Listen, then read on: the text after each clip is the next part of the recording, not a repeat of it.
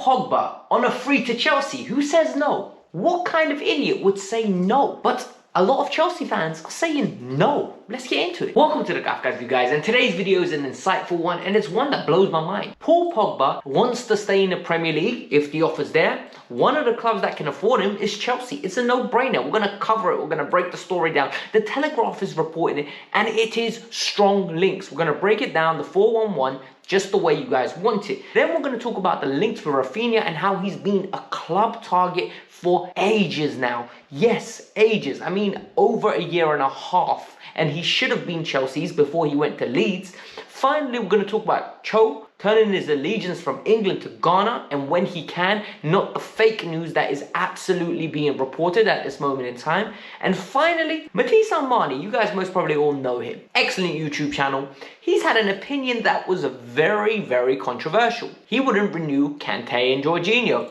I'm going to give you my thoughts. Let's get into it. I'll be at the very end. But before we get started, I need a massive favor from every single one of you. You guys are nice people. It's 2022 and you just feel kind, right? Why not? Hit the like button, subscribe to the channel, and the target for this video is 300. That's what we're going to be aiming for till we consistently hit it. You can do it. Just do it one time and I'll move on. All right.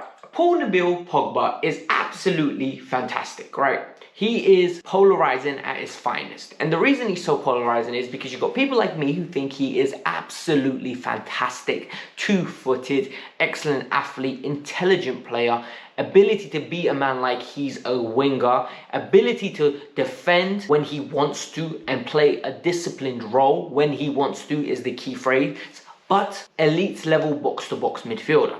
Then you have others that think he's an absolute liability, selfish, and a showboater. Where does he lie? Well, the reality is sometimes when you have two polarizing opinions like that, the guy's somewhere in the middle. But we can all agree he's an absolute baller, right? He has got tremendous attributes that would add to any team. Why hasn't he worked out at Manchester United? Well, lack of structure, lack of ingenuity within the team, and more importantly, Pogba most probably hasn't been as settled with a normal manager that believes in him for a long period of time at Manchester United. But that's not what we're here to talk about. We're here to talk about why Chelsea could potentially sign Paul Pogba this summer, and the reports are coming out now stronger than ever. Look, Paul Pogba to Real Madrid has been on all year, maybe even 3 years now. As long as I remember it, I've always said he suits Real Madrid. He is a Real Madrid Galactico. He is creme de la creme. Madrid usually get creme de la creme. And in this case, he is the best. He is the fantastic footballer. But Madrid might not want to give him the wages. And now, reports are coming out from the Telegraph. Look, he ain't against joining a Premier League club. Now let's think about what this means. Liverpool can't afford his wages.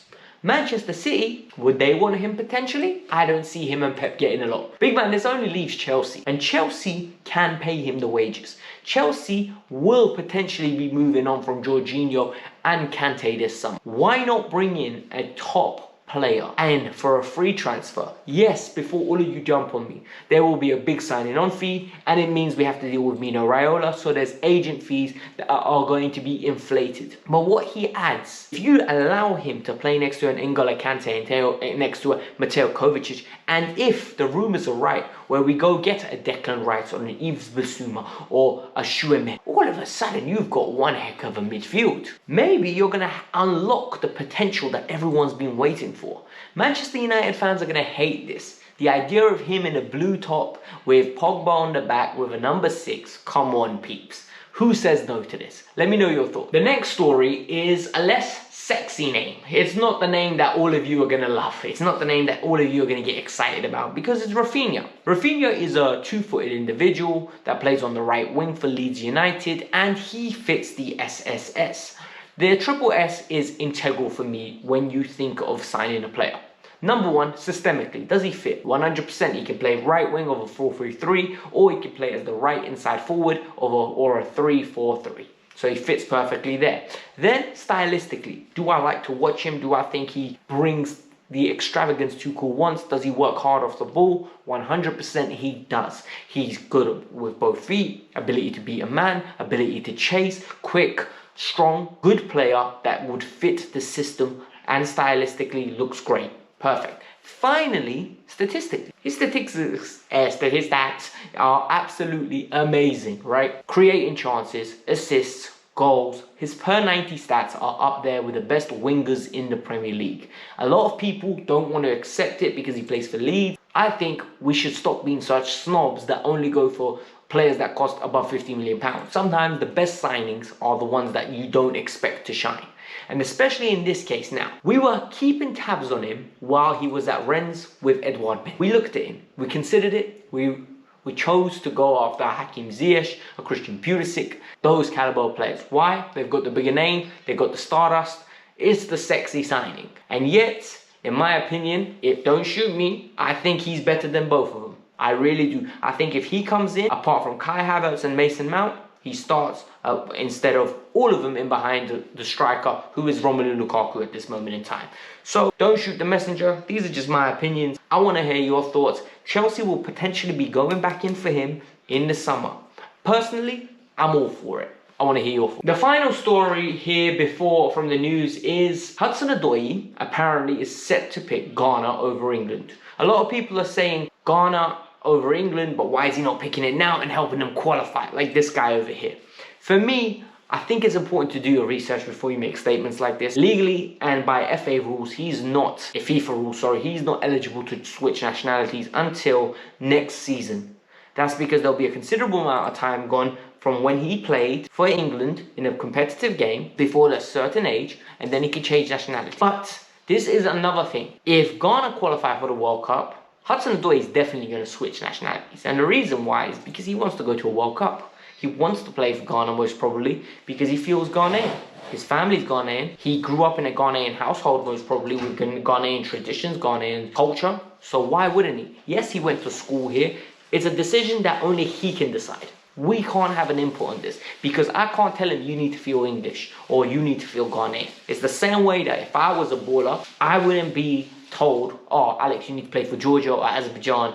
No, you have to play for them. You can't play for England. It's my decision. It's not yours. It's not on anyone else's. We just have to sit there, respect his decision, and support the player because he plays for Chelsea. The final story is about Matisse Almani and what he said about not giving new contracts to Kante and Jorginho. I think it's spot on. I really do. I think it's absolutely spot on. And the reason I think so is Jorginho and Kante are approaching ages that are sensitive ages. Chelsea have a one-year policy, and I don't want Chelsea breaking that policy. I think Kante has still got, 2 years left on his contract, and Kante's slowly starting to slow down in the sense of availability. So unless you keep Kante and get another player like a Tchouaméni or maybe a Pogba, and allow Kovacic to take the load of Kante and then Pogba to be the other auxiliary midfielder, then I understand. With Jorginho, I think it's time to make money back on him. I'm not thinking we're going to get 45 million like we spent on him, but I do think it's time to move on and time to develop our bank account and reinvest that money into a Tchouaméni, reinvest that money into a Yves Bissouma, reinvest that money potentially into a Declan Rice. Someone else, I don't know, right? But it's Chelsea's job to scout the players, decide who it is, maybe go for someone that we don't know at this moment in time, like a Raphinha was someone we didn't know. So that is the solution for Chelsea to decide. Hit the like button, subscribe to the channel, and let me know your thoughts because it's interesting and exciting. Transfer window's coming up, games are coming up this weekend. I can't wait. Let's get into it.